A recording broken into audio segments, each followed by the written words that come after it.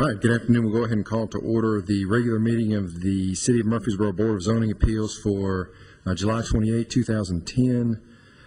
First item on the agenda is a consideration of minutes for the regular meeting on June 23, 2010. Those minutes have been included with your agenda materials. Are there any corrections to those minutes? If not, those minutes will stand approved as presented. We'll move on now to new business, and that's variance requests.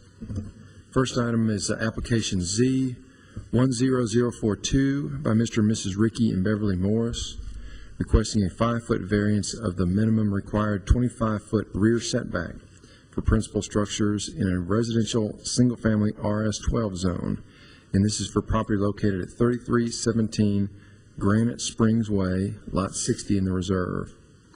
The applicants are also requesting a 9% variance to the maximum allowed 25% lot coverage for the same property.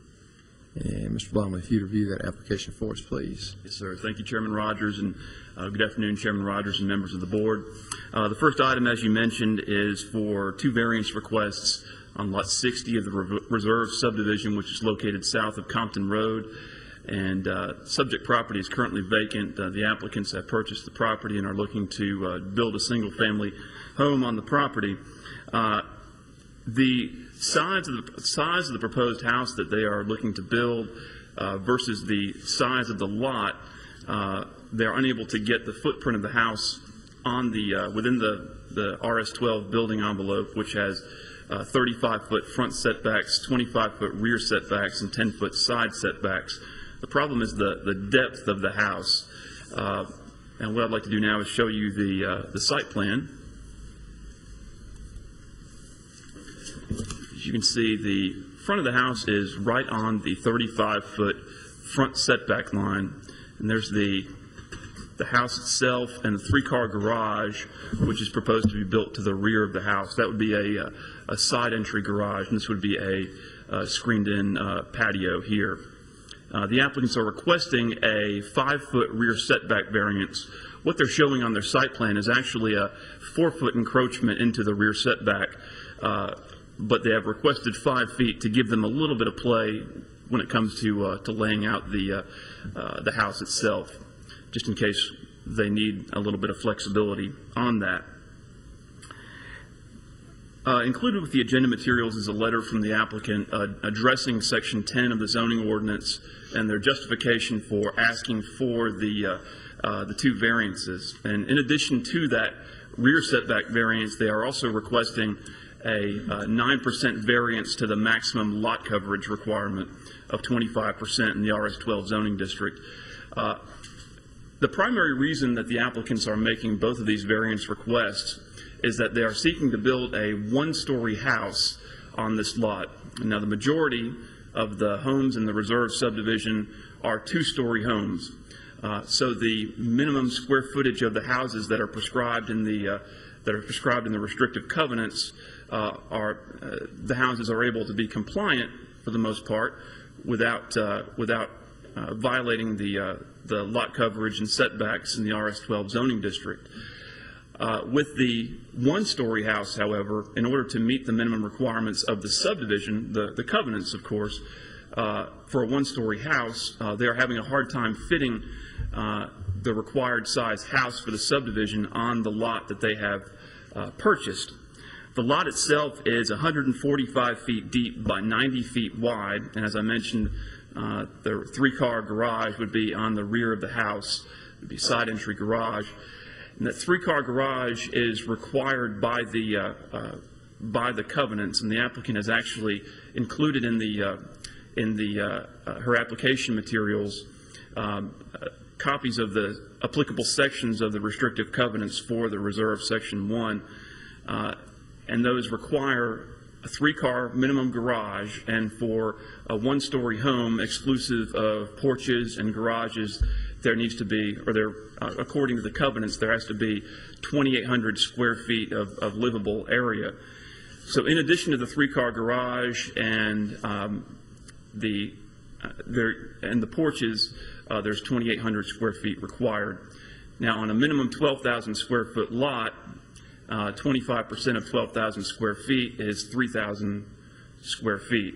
and I'm sure the board members can do the math in their head, a 2,800 square foot house minimum for a one-story house, and adding a 3-car garage and the porches makes it very difficult to comply with the restrictive covenants. So what the applicants have done in order to comply with the subdivision covenants is that they have asked for relief from the city's zoning regulations, most notably the rear setback requirement as well as the maximum lot coverage. The applicants, as I mentioned, the driving force is so that they could have a one-story home. They themselves would like to retire in this home, and they are actually believe that they have cited in their application materials that at some point they may be looking to take in their elderly parents. If the board approves this application, staff recommends the following condition. A surveyor will be required to help lay out the footing of the structure. Also, a surveyor's certification must be provided that the structure does not encroach into any easements, that it is in compliance with the actions of the Board of Zoning Appeals, and that it is in compliance with all other setback requirements. I'd like to show you some photographs now.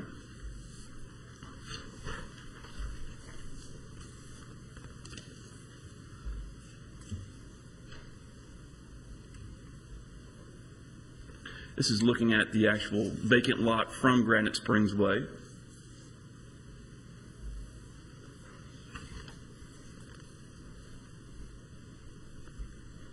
This is looking at the house just to the south. As you can see, it's a 2-story house.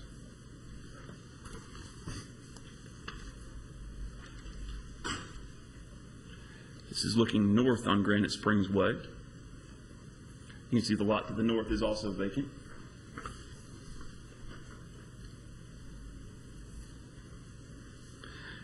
This is on the corner of Granite Springs Way and the adjacent side street just to the south and across the street.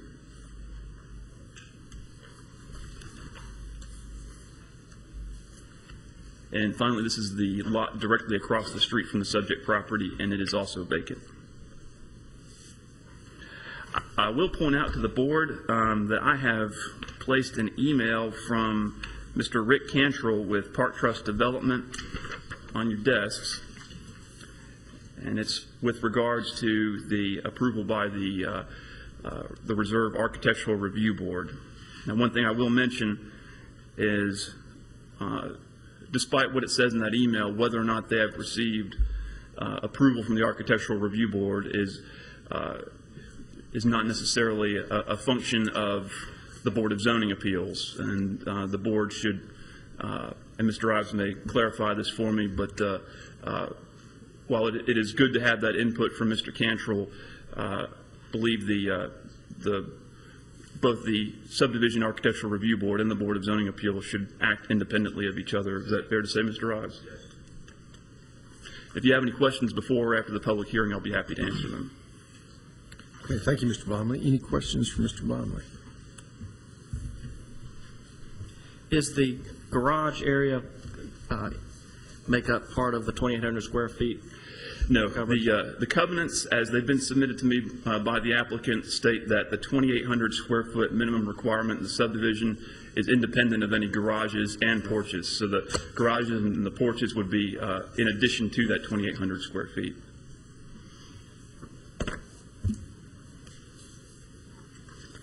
All right, thank you, Mr. Blomley. Ms. Morris, anything you'd like to add to the application? Okay. Then at this time, we'll conduct a public hearing. Anyone present wishing to speak for or against the application, if you would, please come forward to the podium, state your name, your address, and any comments that you might have.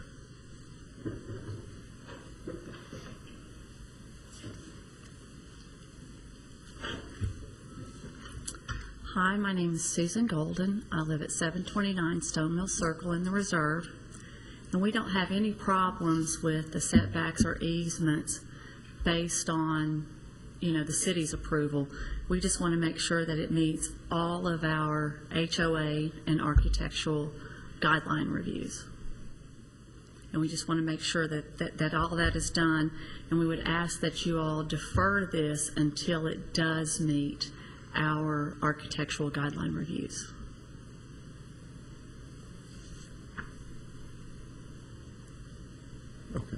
I take to heart Mr. Bomley's comments, Mr. Ives' comments that the city acts independently from the Reserve Homeowners Association. We as the city don't enforce private restrictive covenants. Right. I've said in the past, though, that I think it's fair to look to restrictive covenants to determine some of the factors that are required to be proven by the applicant in their application. My question to you is, what's the status of their approval before the Homeowners Association? Have they applied? Are they in the process? Tell me what's going on. After speaking with Bland Trollinger this morning with Park Trust, and he is also with Property Management Solutions with the Homeowners Association, to my knowledge, there has not been a complete set of plans submitted. I'm as nervous as I can be. That's okay. Just the front renderings. That is just to my knowledge. We have not seen what, is it Matthew has shown us Okay. for the architectural review. Is there something about the plans, or at least your knowledge of what the design is, that gives you some concern or gives somebody else concern that they may not meet the covenants? It's very long and drawn out in the past, which I don't really want to drag out and beat a horse. But we've got the guidelines. We just want to make sure that you don't want one builder to come in here and start something and then just let the subdivision just start going away. That's our biggest concern. And I agree with you, but the question is, do you know, is there anything out there right now that's floating around? This is all we've got. Okay. This is all you just don't know. We just don't know, to my knowledge. And according to Bland Trollinger, when I spoke with him at approximately 11 a.m. this morning, this was all we had received. And Rick Cantrell is on vacation. Can I ask Matthew a question? Matthew, has that been submitted to Park Trust, all those little drawings? I don't know. Okay. When I spoke with Mr. Cantrell after receiving his email, it was my understanding that that it received some sort of conceptual preliminary approval, as he's indicated in this email, but that it has not received final approval from the Architectural Review Committee.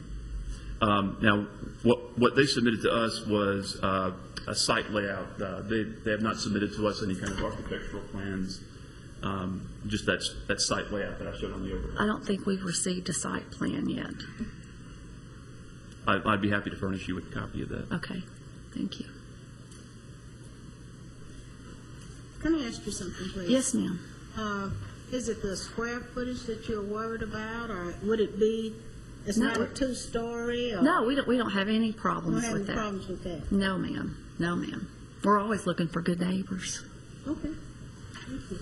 We like I said, we just want to make sure that it's meeting all the guidelines, because in the past, some of them, it's small little minor details that have slipped by, and the old property management did not buckle down on them. And the new property management is trying to do that. And we're just trying to make sure that they are doing that.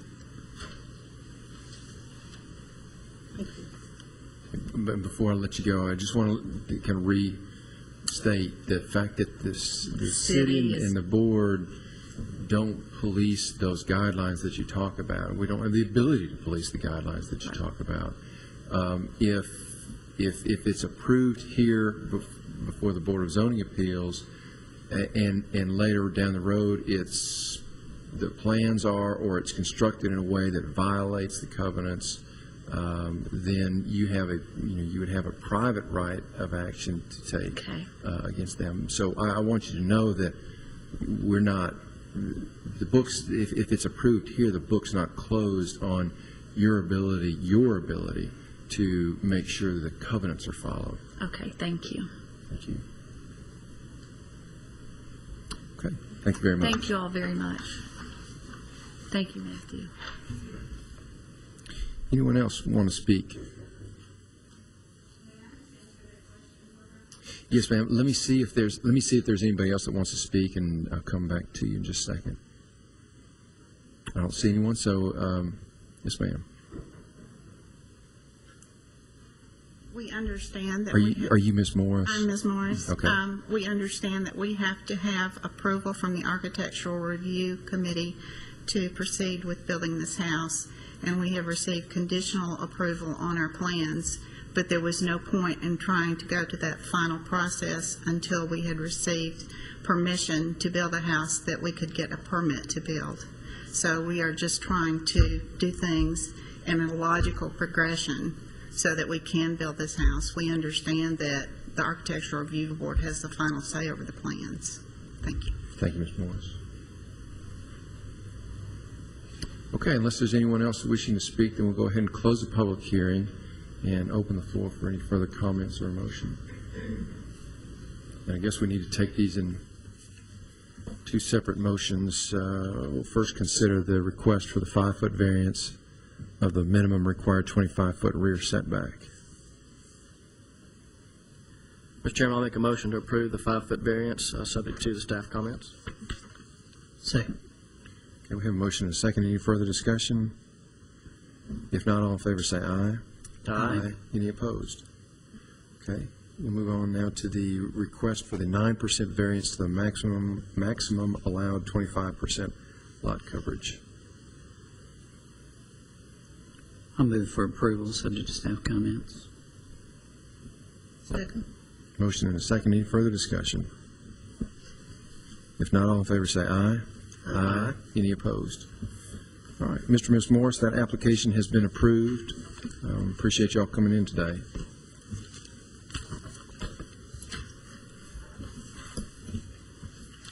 All right, we'll move on to the next application, Z 10043 by Mr. and Ms. Keith and Lee Lawwell, requesting a 3-foot variance of the minimum required 10-foot side setback for principal structures in a residential single-family RS-10 zone.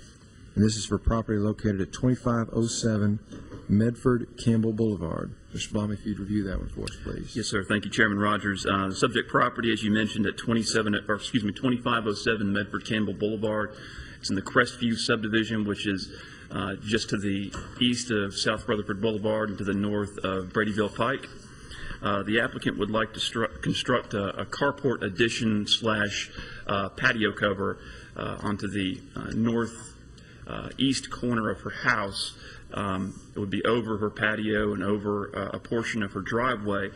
And the applicant, one of the primary reasons that she would like to construct it is that the house was built without a garage, so it's so there is no refuge in a garage or a carport. Right now, all of the parking on the property is open.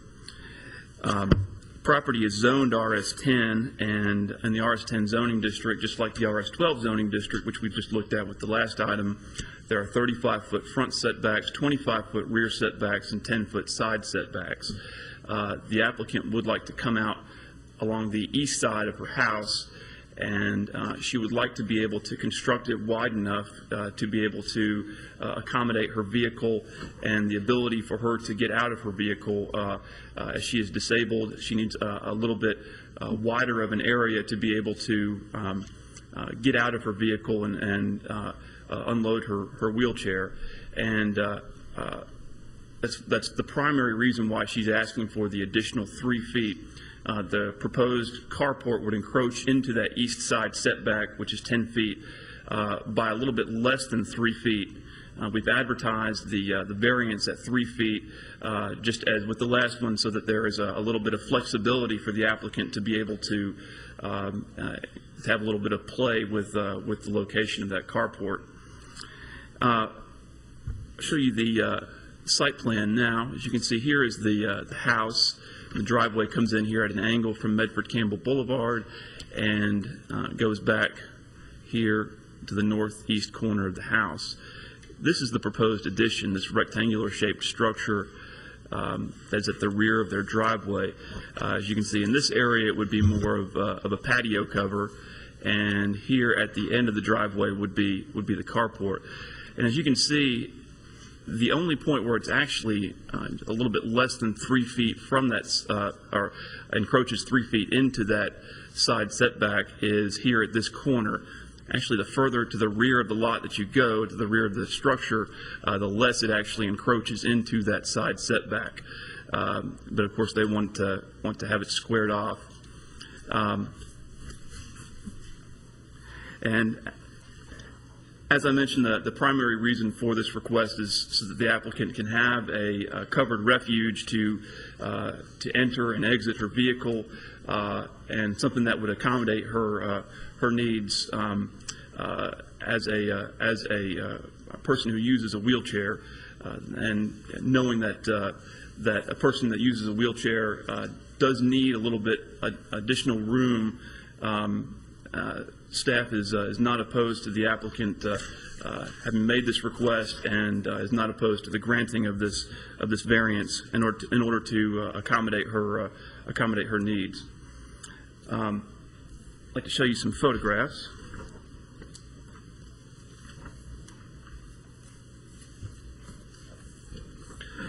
This is the existing house here. There's the applicant's vehicle. The carport would go across the back of the driveway.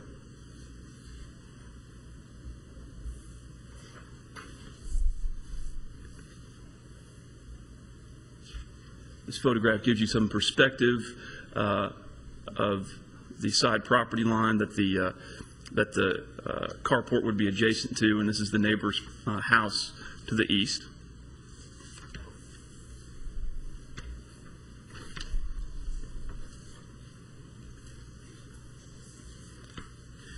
There's the applicant's ramp. That's her method of ingress and egress into the house, and they also propose to reconstruct that ramp if they're allowed to construct the carport where they want it.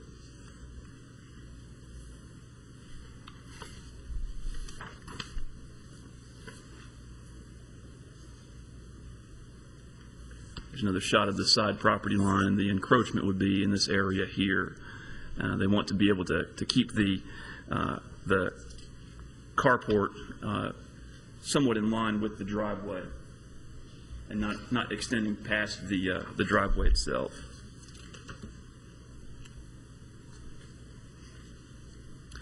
Another view of the existing ramp, and there's the patio on the other side of the ramp that would be undercover with the proposed addition. And the backyard is very deep. It's a very deep lot, and their property goes all the way back to this fence. With that being said, I'll be happy to answer any questions before or after the public hearing. If the board approves this application, staff recommends the following condition.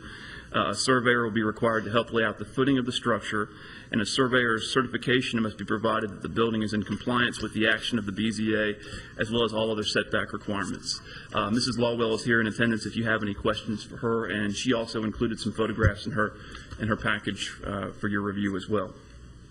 All right, thank you, Mr. Bomley. Questions for Mr. Bomley? Mr. Bomley, the driveway is there. They're only wanting to put a carport over the driveway. The driveway already encroaches into the setback, but because it's not covered, it didn't require any kind of approval. It's not a violation of the setback. Right. There are actually no setbacks for driveways or patios, just slabs. There are no setbacks, but once those setbacks are, or excuse me, once those slabs are covered, that's when the setbacks kick in, and we consider those structures that have to meet the required setbacks. All right. Thank you, Mr. Lawwell. Ms. Lawwell, any comments that you want to make?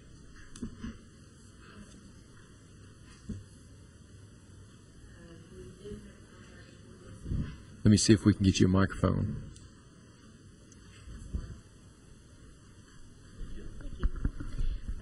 We do have a contractor for this to lay out the footing, certified but the surveyor, why do we actually need a surveyor? That was my question, because it's just 32 inches. If we build the carport in the way that you require, it's going to cramp me just like it does now. When I get in and out of my vehicle, my doors have to be completely open. I mean, no, and it's really tight. In fact, I hit the house about half the time. So we have a letter in your packet from our neighbor saying she has no problem. In fact, she wished we would just bring it on over to her house, but we didn't take her to raise. So just, whatever you decide, I just have a tiny problem with having to lay out more money, as I'm, you can see, disabled and retired, and my husband has been retired and is now working now at MTSU, which he will retire from, soon. But we have fixed incomes, and that's a whole lot of money.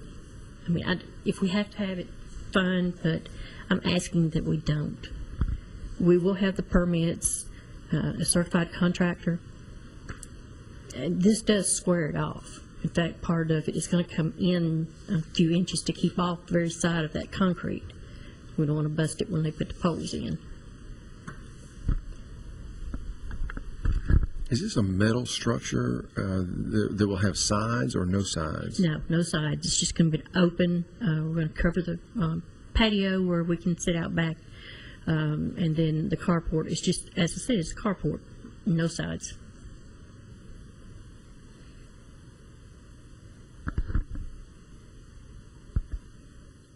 And the supports will be metal? We were talking to two different contractors. We want to go metal, and aluminum. We're talking to John Salmon at Adams Aluminum for that. And then we have another, an alternative plan for a wooden with a metal roof type of carport and patio cover. So we have two plans. We just haven't decided which way we can go yet until we get your approval. Okay. Thank you, Ms. Lawwell. Any questions for Ms. Lawwell? All right, then, at this time, we'll go ahead and conduct a public hearing. Anyone present wishing to speak for or against the application, if you would, please come forward. And seeing none, we'll declare the public hearing closed and open the floor for any further discussions or a motion. Matthew, all the staff, if that condition for a survey, really all you'd want is a surveyor to shoot that northeast line to show where that is, right? Wouldn't require, you're just looking for that line where those posts are going to sit. That's correct. It's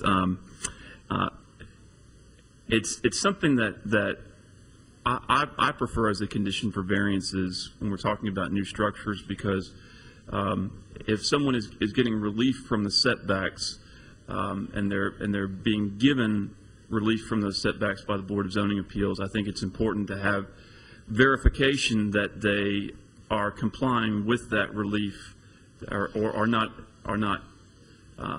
exceeding the relief that they've been given from the Board of Zoning Appeals. Now, it's certainly at the board's discretion whether or not to include that as a condition. It's something that I think is good to have as a safeguard to make sure that the applicants, just like the previous applicant that we had earlier today, follow through and do what they say they're going to do. Now, I'm not saying that any of the applicants here today would not do that, but it's just a good safeguard to have in the file, saying that yes, that was the relief they were granted, and I, as a surveyor who is licensed to, and not me, but I as the hypothetical surveyor who is licensed to make that determination, say that they did comply with the actions of the board. It gives me a little bit of peace of mind, and I would think that it might give the board a little bit of peace of mind too, if they do, grant a variance, knowing that it has been followed through with correctly by the applicants. Well, as a policy matter, not necessarily on an individual case by case, it's good to know that there's some follow-up. Otherwise, those who would be inclined not to take a little bit of permission and go a little bit further, if they know nobody's ever going to look at it again, they might be enticed into, like I said, not directing that at any individual applicant, but as a whole, as a policy matter. I understand why we typically have done that in the past, I think. And it has been kind of a standard condition over the last several years, and And, one of the reasons why I think it's a good idea is because after a permit's issued, our building inspectors go out and check, to see whether or not setbacks are being met. And just like I'm not a licensed surveyor, a building inspector's not a licensed surveyor either. And just as in the case last month with the house on Bonaventure Court, where a house was built in good faith, but there was a front setback violation and a side setback violation that have existed for years. Those were not caught by the building inspectors. They were, minor violations, but, but it's difficult for someone to, such as a planner or a building inspector, to make that determination with any degree of certainty when it's a very close call, because we're not licensed by the state to make that call. Yeah, I agree with that, Ms. Longwell. I think the requirement for the surveyor to sign off on this addition as built is probably some result of good policy, but also of past experience that it's happened in the past where we've granted variances and then come to find out through, like Mr. Dodd alluded to, intentional conduct or just neglect, that it's not been built as it was described, I guess, in the application. So we then ask applicants to come back and verify, having been given the variance, that it was in fact built as it was advertised. So you just need that one shot right down the property line. That's all you need. I think surveyor certification, providing that the structure does not encroach into any easements, that it is in compliance with the actions of the BZA, and that it is in compliance with all other setback requirements. Okay. Yeah. Yeah. Have to give it a shot anyway. All right, real good. Other questions, comments? If not, Mr. Chairman, I'll move for approval of the variance subject to the staff comments. Second. Have a motion and a second. Any further discussion? If not, all in favor say aye. Aye. Any opposed? All right, Ms. Lawwell, that application has been granted. Thank you very much.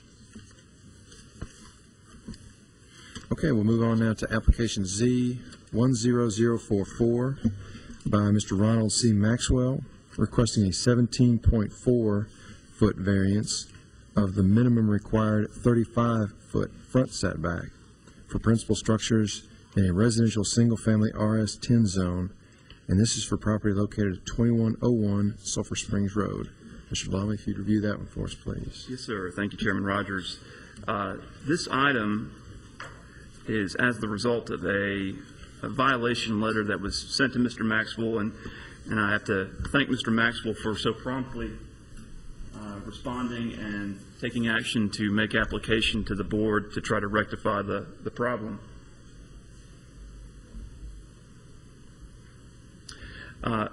Subject property is located at the northwest corner of Sulphur Springs Road and Ravenwood Drive.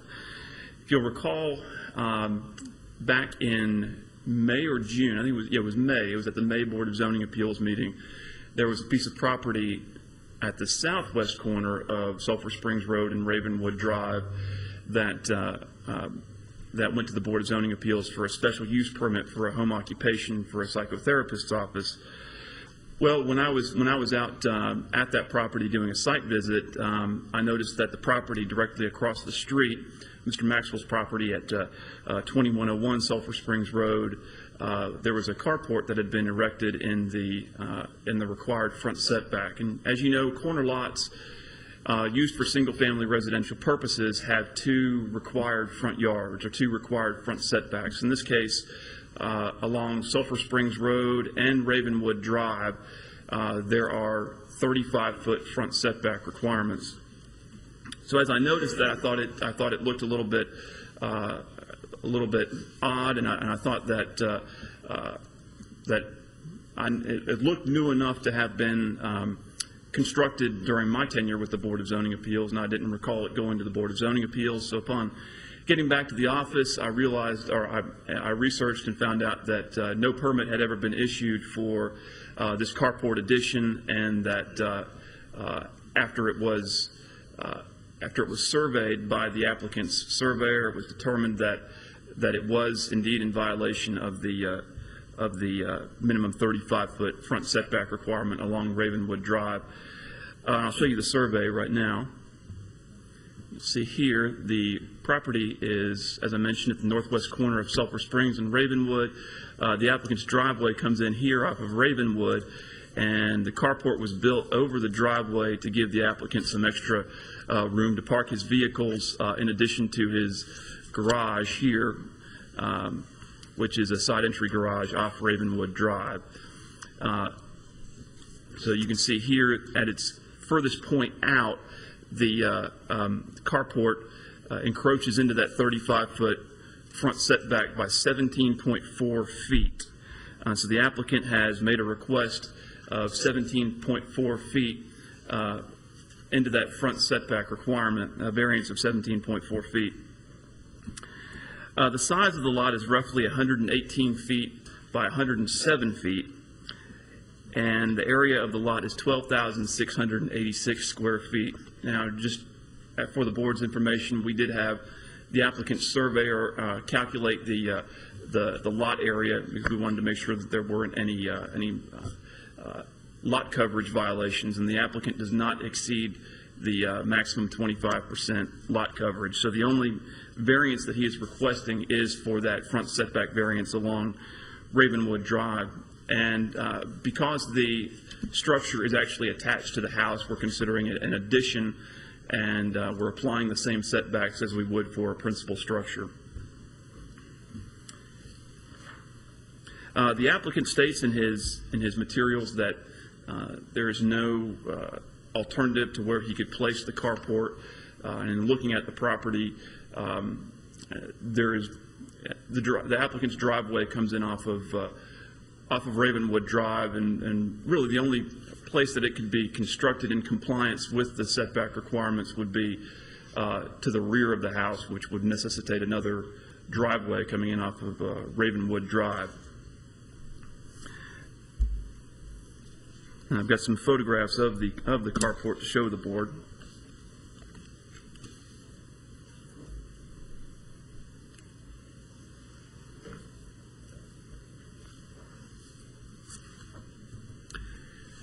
This is looking at the house from Sulphur Springs Road, and there's the carport here as it is on the south side of the house. Ravenwood Drive runs parallel to the carport.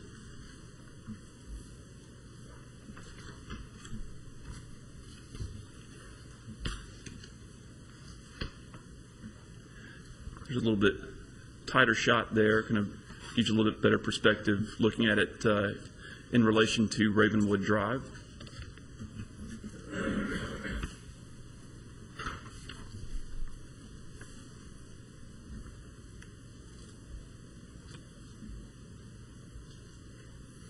This shot is taken looking the opposite direction, looking back towards Sulphur Springs Road.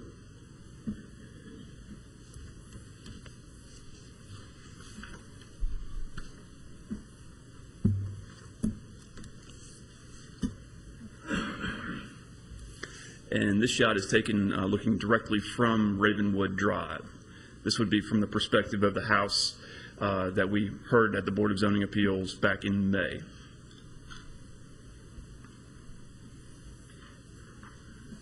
Now, with this application, we are not requesting, or we are not recommending any conditions if you approve this variance, and that's simply because this is not a proposed structure, it's an existing structure. The applicant has had a surveyor out there, and the surveyor has verified where the carport is located in relation to the property lines. The applicant is not looking to do any work, essentially just to bring his property, or excuse me, to bring the carport into compliance so that it's not in violation anymore. If the board does grant this request, then the applicant will need to obtain a building permit retroactively for the structure. The applicant has indicated that his contractor did not represent to him that no building permit had been issued, and that his contractor is no longer in business. Now, staff gave the applicant one of two options when he was notified about the violation. Of course, the first option would be to tear down the structure entirely and to come into compliance that way. The other option was to apply to the Board of Zoning Appeals for a variance so that the carport could remain in its current location. Should the applicant approve the request, the applicant would need to, or excuse me, should the board approve that request, the applicant would need to go to the Building and Codes Department and obtain a building permit. If the board denies the applicant's request, then of course the structure would need to be removed. If you have any questions, I'll be happy to answer them. Mr. Maxwell is here in the audience if you have any questions for him. Thank you, Mr. Blomley. Questions for Mr. Blomley?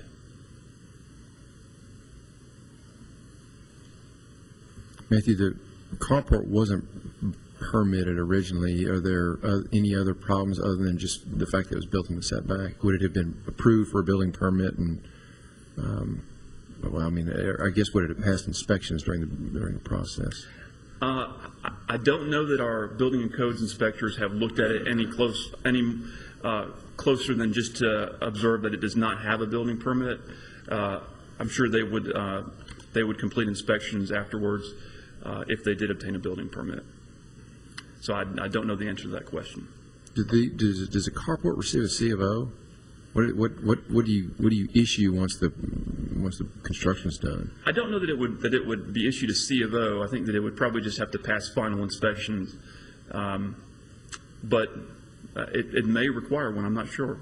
Would we be wise to condition any approval on the approval of the final inspection? I think maybe a blanket statement such as meeting all the requirements of the Building and Codes Department, permitting and otherwise, would be prudent. Okay. All right. Thank you, Mr. Blomley. Mr. Maxwell, anything you'd like to add to this application, sir?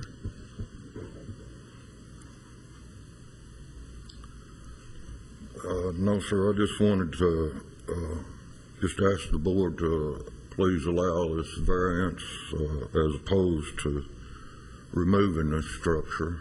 It enhances the view of my property, and as you can see from the photos, it's a well-built structure, and it does add to the value of my property and to the overall appearance of the property. I've had no complaints from any neighbors, and since we filed for this variance, I've had some neighbors, express that they would like to see it stay because it enhances the property overall, and they're not opposed to it. So I would ask to have a variance and pay the necessary fees that were overlooked in the past and put this behind me. Thank you very much. Thank you, Mr. Maxwell. Any questions for Mr. Maxwell? I've got a quick question, if you don't mind. In one of the pictures, looking up the driveway at the structure, I guess the cars that are in the pictures are at a garage. Is that garage being used as a garage, or has it been converted to another type? No, it's two more vehicles in front of those two vehicles. Okay. I got more vehicles than I got space. Okay. Thank you. All right. Thank you, Mr. Maxwell. Thank you. At this time, we'll conduct a public hearing. Anyone present wishing to speak for or against the application, if you would, please come forward. And seeing none, we'll declare the public hearing closed and open the floor for any further discussion or motion.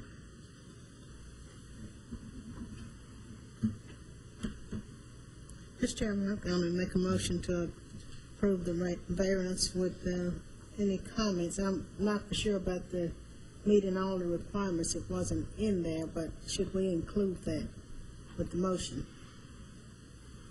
I agree with Mr. Rogers, and certainly it's up to the board, but I agree with Chairman Rogers that perhaps that was a comment that I overlooked, that just to get in the record that Mr. Maxwell will have to obtain permits and meet all the requirements of the Building and Codes Department. Okay. So I'm including that in my motion, that he meet all the requirements.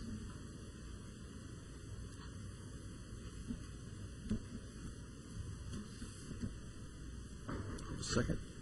I'll second. All right, we have a motion and a second. Any further discussion? If not, all in favor say aye. Aye. Any opposed? Okay, Mr. Maxwell, your application's been approved. Thank you.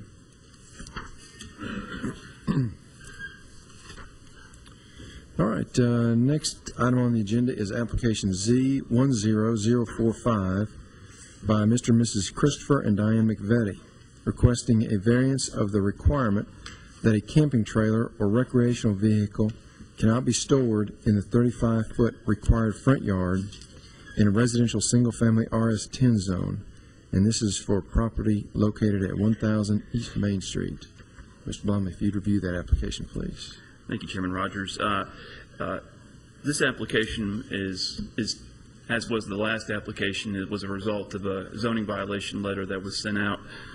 We had received a complaint from another gentleman who we had sent a similar violation letter to, and upon investigating his complaint about Mr. McVetti's property, we did determine that it was in violation of the requirement of our zoning ordinance that which states that camping trailers and recreational vehicles cannot be parked or stored in the required front yard or the required front setback, as it's also known.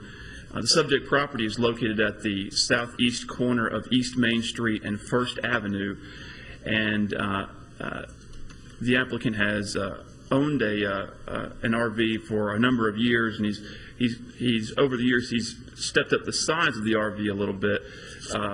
But regardless of that fact, the lot is very narrow, and with the zoning requirement that RV cannot be stored or parked in the required front yard, which is 35 feet along both East Main Street and First Avenue, it leaves him very few options with regards to parking any type of motorhome that he owns on the subject property.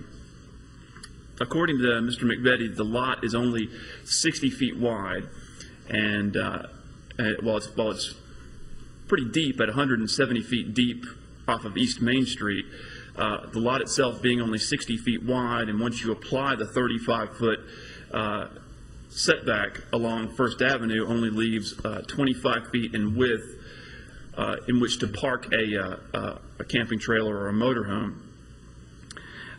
As I mentioned, the applicant has had a motorhome at this address for a number of years. I believe he's indicated to me that he's had one there since 2002, I believe, and he's had the same one or a similar sized one there since about 2005. The existing motorhome that is parked on the property is 35 feet long. With a 60-foot wide lot off of First Avenue, only 25 feet of area is, or only 25 feet of width is left over after the 35-foot front setback is entered into the equation. The applicant, much as I advised the other applicant before him, his two options were, one, to remove the motorhome from the property and store it at a storage facility, for example, or to apply to the Board of Zoning Appeals for a variance to the requirement in our zoning ordinance that the camping trailer cannot be stored in the 35-foot front setback along First Avenue. And one thing that I do want to make clear, because I did get a call from a neighbor who had received a notice about this request, we do consider any property line that abuts a public street has a front property line, as you know, and the corresponding setback is considered a front setback. So there are front setbacks along both East Main Street and First Avenue. The neighbor had gotten the notice and was alarmed that he thought the recreational vehicle might be parked along East Main Street. And just to let the public know that that is not the case, the applicant is simply making a request to be able to allow the RV to be parked in its current location, which is in the front setback along First Avenue and not along East Main Street. I'll show you the site plan that the applicant has submitted. As you can see, here is the main house. As you can see, it's a deep lot, but not a very wide lot. The applicant's driveway is here, kind of sandwiched in between the house and the existing shop building at the southern property line. The existing shop building is almost right on that property line along First Avenue, and the house, according to the applicant, is only 13 feet off of the property line along First Avenue. So despite the fact that the RV is parked partially in the front setback, really, unless you go to right around the right in front of the RV, right in front of the driveway, it's really not very visible. So as staff, we felt that it was a good candidate for a variance due to the fact that the lot had such a narrow width, and also due to the fact that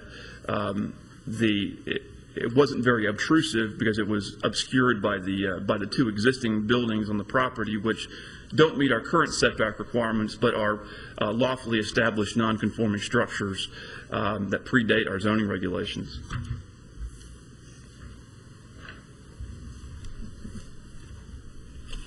And what I'd like to do now is show you some photographs.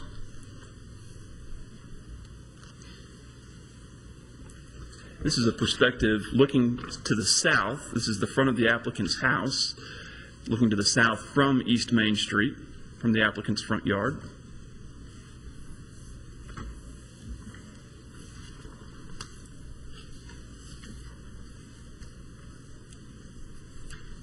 This is the property fronting on East Main Street directly across First Avenue from the subject property. It's owned by Mr. Huddleston.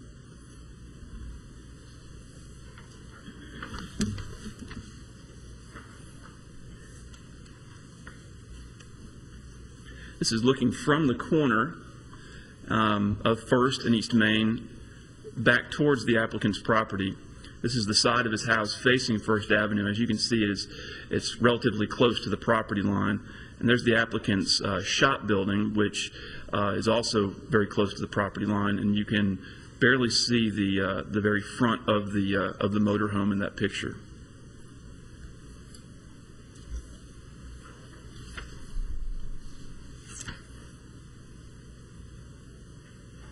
This is the same shot, a little bit zoomed in though. There's the front of the motorhome there, and there's the applicant's shop building.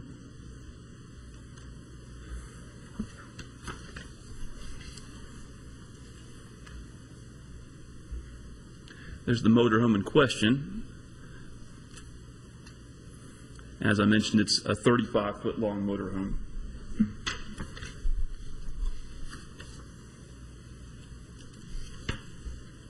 And this is looking north at the subject property, and this is the car that y'all need to be getting accustomed to. It's officially taken the place of the Escort, which went to the graveyard yesterday. So start enjoying the Malibu. I'm still mourning for it. I'm sorry, Miss Mosley? I'm still mourning for the Escort. You and me both. I was crying on the inside yesterday as it drove away. And this is the back of the applicant's shop building. So this is the perspective looking north on First Avenue.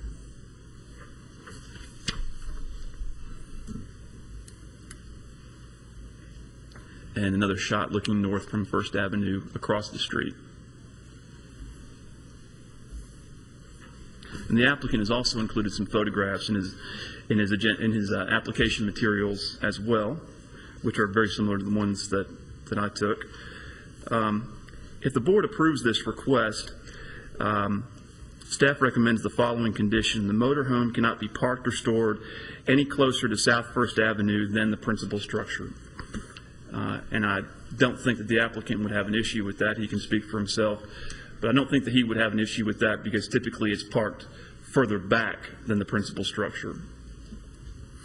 With that being said, I'll be happy to answer any questions. Mr. McVetti is here in attendance if you have any questions for him as well. All right, thank you, Mr. Blomley. Any questions for Mr. Blomley?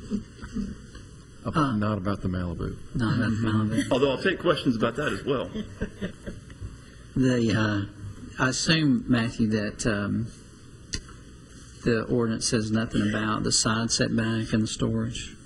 That's correct. The only limitation is with regards to the front setback. So he can go right up on the east line without being in. Yes, sir, that's correct.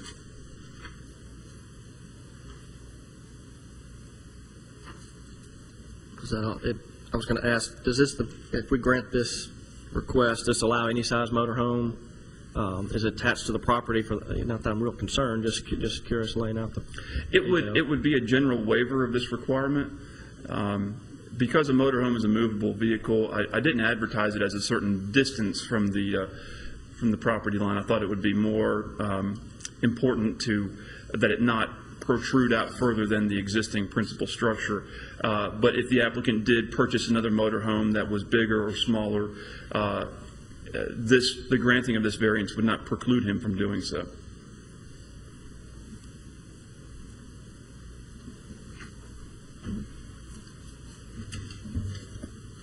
All right, thank you, Mr. Blomley. Mr. McVetti, anything you'd like to add to the application? Okay. All right, then at this time we'll go ahead and conduct a public hearing. Anyone present wishing to speak for or against the application, if you would please come forward. And seeing none, we'll declare the public hearing closed and open the floor for any further discussion or motion. Mr. McVetti, I have a couple of quick questions for you. Yes, sir. Is the motorhome there year-round, or? My wife is retiring this coming month, so I'm hoping it'll be gone quite a bit more. Okay. Are you already retired then, I guess? I'm semi-retired. I got you. Okay. And it's not in use as it sits on your property? No, Nobody's absolutely living not. in it or staying in it or anything like that? Okay. Thank you. Thank you, sir.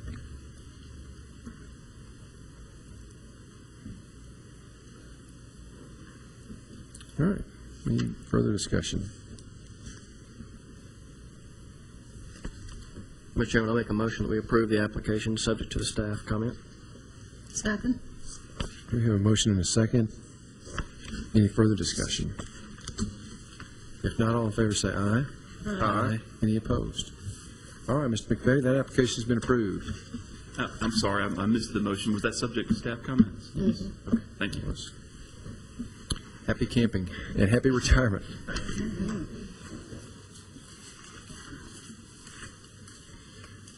All right, we'll move on now to special use permits. Application Z10046 by Ms. Jennifer Khalifa for Goodwill Industries of Middle Tennessee, requesting a special use permit in order to operate a temporary mobile recycling center in a commercial highway zone. And this is for property located at 1114 Mercury Boulevard. The applicant is also requesting an 8-foot variance to the requirement that no receptacle shall exceed 40 feet in length. Lastly, the applicant is requesting a 175-foot variance to the requirement that no receptacle shall be located closer than 300 feet from residentially zoned property. Mr. Blomley, if you'd review that for us, please. Yes, sir. Thank you, Chairman Rogers. As we know, Goodwill comes to us every year with several applications. Ms. Khalifa is attempting to increase the number of locations in Murfreesboro, as I understand that the existing locations are very successful here in Murfreesboro, and they are looking to add additional donation sites. Ms. Khalifa has identified 1114 Mercury Boulevard, which is the Mercury Plaza Shopping Center, which previously housed a Food Lion grocery store and currently houses Peebles and Rose's. The applicant would like to establish, another Goodwill donation trailer along the north side of the parking lot.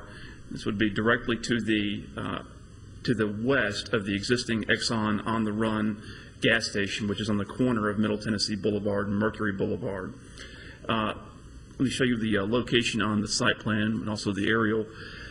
The trailer would be 8 by 48, which is the same size as the other trailers that they have around town. You can see I've highlighted the residentially zoned property to the north of the subject property across Mercury Boulevard. And of course, Mercury Boulevard being a 4-lane median divided roadway, there's still one half block of residentially zoned property, and it's also used for residential purposes. Those are single-family homes along the west side of 2nd Avenue. So because of that, the applicant cannot meet the minimum 300-foot distance requirement from residentially zoned property. And so in measuring on the scaled aerial photography to the center line of Mercury Boulevard, which is where the zoning boundary actually is, it's 125 feet to the from where the trailer will be sitting to that RS10 zoning boundary. And as you know, the requirement is a minimum of 300 feet. So the applicant, in addition to the special use permit for the temporary mobile recycling center, has also asked for 175-foot variance to that requirement of the minimum 300 feet. And this is not unprecedented. One site, she has also asked for a similar variance for the Food Lion on the corner of South Church Street and Barfield Crescent Road, where the trailer is approximately 50 feet from the Barfield Commons condominium development. And we have had no complaints about that particular situation. I will say that Goodwill, all of their trailers around town are generally kept in a very neat and orderly fashion, and when they're open for donations, the site is always manned, and we've never had any complaints, to my knowledge, of the sites being left in an unsanitary or disorderly condition. So I have to compliment Ms. Khalifa and her team on that, as they do a good job of keeping the sites in good order. As you know, the special use permits for temporary mobile recycling centers are good for 1 year. So the applicant is requesting the full 12 months, at which time she would presumably make a request for another 12-month extension if this location is successful for her. This approval would be from August 1st, 2010 through July 31st, 2011. The site is manned 7 days a week, and typically, as is the case with the other locations that they have, it's a semi-trailer that once it's full, it's hauled off to their Nashville location, and then an empty semi-trailer is brought back to begin collecting goods once again. The applicants have also asked for a variance to the maximum length of the receptacle, which is 40 feet. This is similar to their other locations, where they have also requested an 8-foot variance in order to enable them to have the standard 48-foot long trailer. If this request is approved by the board, specifically the special use permit request, staff recommends the following conditions for the special use permit. The semi-trailer shall not be located within a driveway aisle, and 2, all parts of the semi-trailer shall comply with the minimum 42-foot front setback requirement in the CH zoning district. Each of these 3 requests will need to be taken in a separate motion. Ms. Khalifa is here if you have any questions for her, and I'll be available for questions also either before or after the public hearing. All right, thank you, Mr. Blomley. Questions for Mr. Blomley? Oh, and I do have some photographs if y'all would like to see them. Oh, the parking lot, right? Yes, it is. I thought it might be helpful to see the proximity of the residential to the where the trailer will be sitting. And you can see that there's the nearest house across Mercury Boulevard.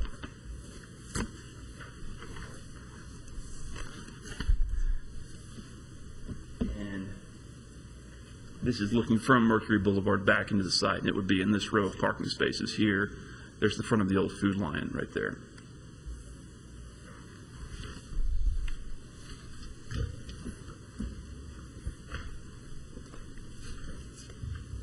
Oh, that's it. Oh. That's it. Tried to be efficient. It's quite a show. I'm quite the photographer, as you've noticed. Okay. All right. Any questions for Mr. Blomley? No. All right, Ms. Khalifa, anything you'd like to add? Okay. At this time, we'll conduct a public hearing. Anyone present wishing to speak for or against the application, if you would please come forward. Seeing none, we'll declare the public hearing closed and open the floor for further discussion or motion. If we're ready for a motion, as Mr. Baumley reminded us, we need to take these in 3 separate motions. We'll first deal with the request for the special use permit to operate a temporary mobile recycling center in a commercial highway zone. Mr. Chairman, I make a motion to approve the special use permit, of course, with the conditions set by the staff.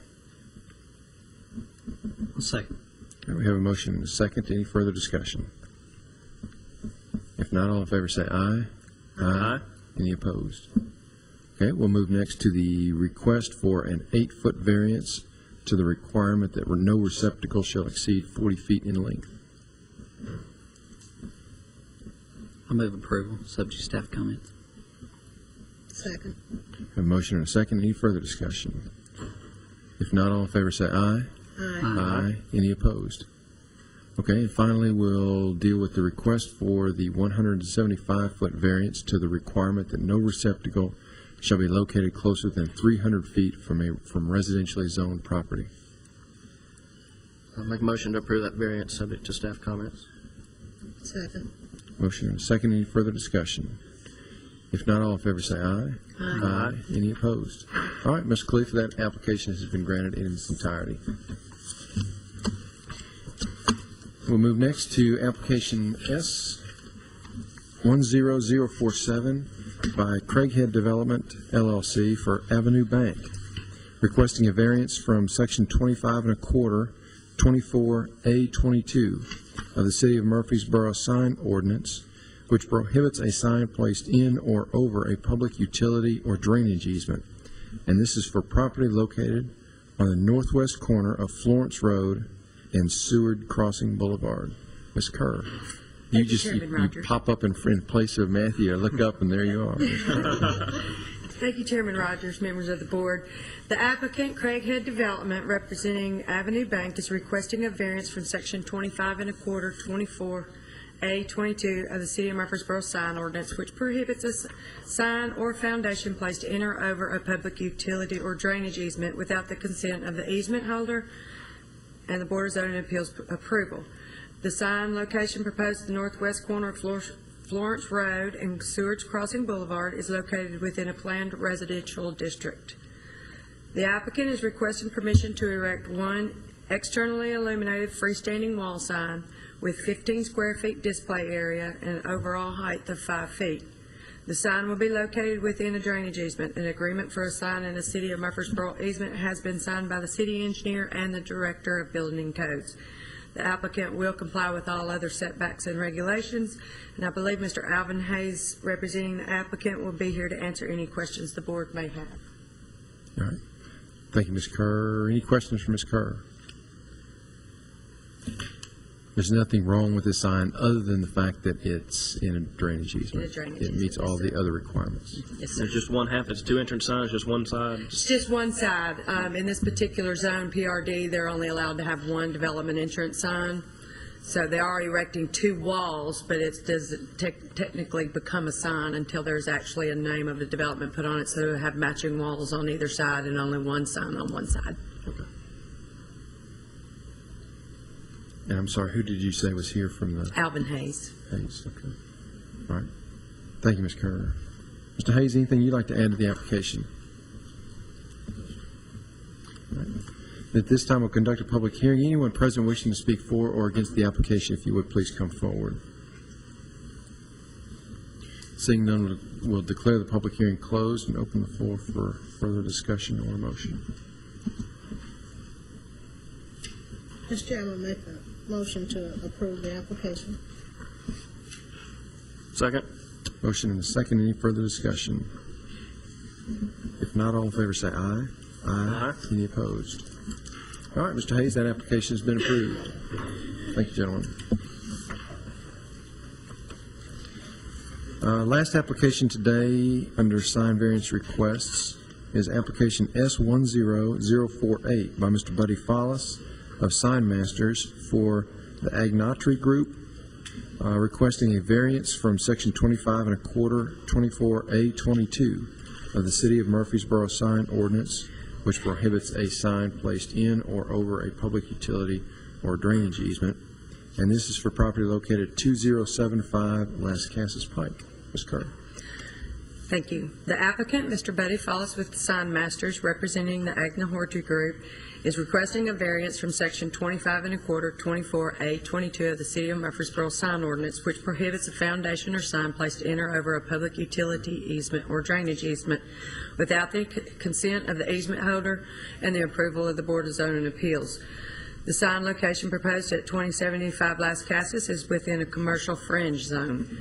The applicant is requesting permission to erect one internally illuminated freestanding wall sign with 40 square foot display area of an opaque background and an overall height of 12 feet. The sign will be located within a 10-foot public utility easement. The agreement for a sign in the City of Murfreesboro easement has been signed by the Murfreesboro Water and Sewer Department, the Murfreesboro Electric Department, and the Director of Building and Codes. Similarly, correspondence has also been submitted from Consolidated Utility District, AT&T, and Atmos Energy. Staff recommends that any approval be made subject to the following conditions. Due to the sensitivity of placement of the sign in regards to the water and sewer lines, the sign must be located by Tennessee licensed engineer or surveyor, and that the form of certification of sign placement must be provided prior to permitting. The applicant will comply with all other setbacks and regulations, and Mr. Follis is in attendance to answer any other questions that you may have. All right, thank you, Ms. Kerr. Any questions for Ms. Kerr? All right, thank you. Mr. Follis, anything you'd like to add? No, we're aware of staff comments. We have no problem. All right, then at this time we'll conduct a public hearing. Anyone present wishing to speak for or against the application, if you would please come forward.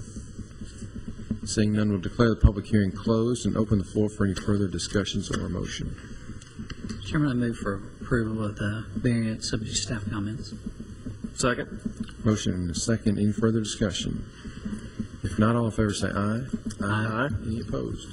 All right, Mr. Follis, that application has been approved. Thank you. All right, we are now on to staff reports and other business. I have none today. Have none today. Okay, well then we are on to adjourn. Thank you.